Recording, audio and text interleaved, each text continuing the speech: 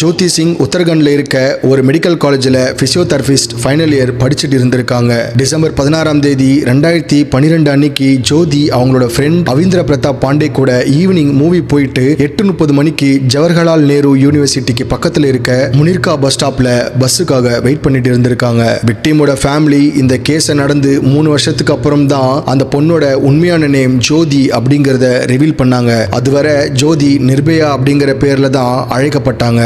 நிர்பயா அப்படிங்கிறதுக்கு ஃபியர்லெஸ்னு அர்த்தம். இப்படிதான் நிர்பயா அப்படிங்கிற பேர் வந்திருக்கு. டிசம்பர் 16 முனிர்கா பஸ் ஸ்டாப்ல இருந்த ஜோதியும் பாண்டேவும் ரொம்ப நேரமா பஸ்ஸுக்காக வெயிட் பண்ணிட்டு இருந்திருக்காங்க.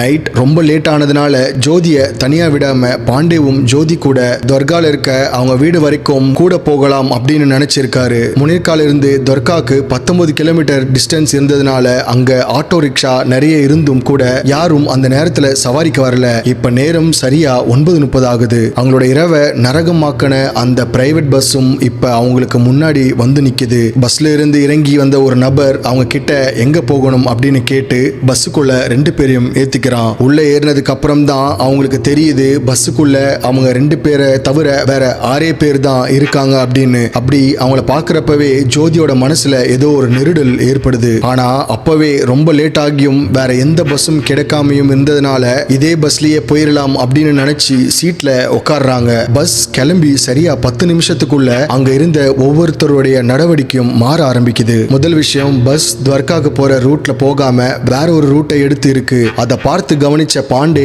எதுக்காக வேற ரூட்ல போறீங்க அப்படின்னு கேட்டதுக்கு இந்த நேரத்துல 2 பேரும் எங்க போயிடா ஊர் சுத்திட்டு வரீங்க அப்படின்னு பஸ்ல இருந்த ஒருத்தன் அவங்க கிட்ட தப்பா பேச ஆரம்பிக்கிறான். அப்போ இன்னொருத்தன் அந்த பஸ்ல முன்னாடியும் பின்னாடியும் இருந்த 2 கதவையும் எந்திரிச்சு போய் மூடுறான். அப்படி கதவு மூடின அடுத்த செகண்டே டிரைவரை தவிர பஸ்ல இருந்த மத்த 5 பேரும் ஜோதி கிட்ட மிஸ்பிஹேவ் பண்ண ஆரம்பிக்கிறாங்க. அதை தடுக்க போன பாண்டேவை 4 பேர் சேர்ந்து சரமாரியா அடிக்க ஆரம்பிக்க இன்னொருத்தன் ஜோதியோட கையை பிடிச்சு பின் சீட்டுக்கு இழுக்க முயற்சி பண்றான். பாண்டேவை அடிச்சிட்டு இருந்த 4 பேர்ல ஒருத்தன் ஸ்டெப்னி மாற்றுறதுக்கு யூஸ் பண்ற பஸ்ல இருந்த ஒரு எல் ஷேப்டு ஜாக்கி ராட எடுத்து பாண்டேவோட தலையிலையும் கால்லையும் ஓங்கி அடிக்க ஆரம்பிக்கிறான். அதுல சுருண்டு விழுந்த பாண்டே கொஞ்ச நேரத்திலேயே அன்கான்சியஸ் ஆறாரு. இப்ப ஜோதிய பஸ்ஸோட பின் சீட்டுக்கு இழுத்துட்டு போய் அவங்களோட ட்ரெஸ்ஸை பிடிச்சு இழுக்கிறானுங்க. அதுல அந்த காட்டு மிராண்டிங்க எல்லாரும் சரியான குடிபோதையில வேற இருந்திருக்காங்க. அப்ப அந்த 5 பேருக்கு எதிரா தன்னை காப்பாத்திக்கிறதுக்காக போராடின ஜோதியோட தலைமுடியை பிடிச்சு இழுத்து வயிற்றிலேயே எத்தி பின்பக்க சீட்டு மேல தள்ளி விட்டுருக்காங்க.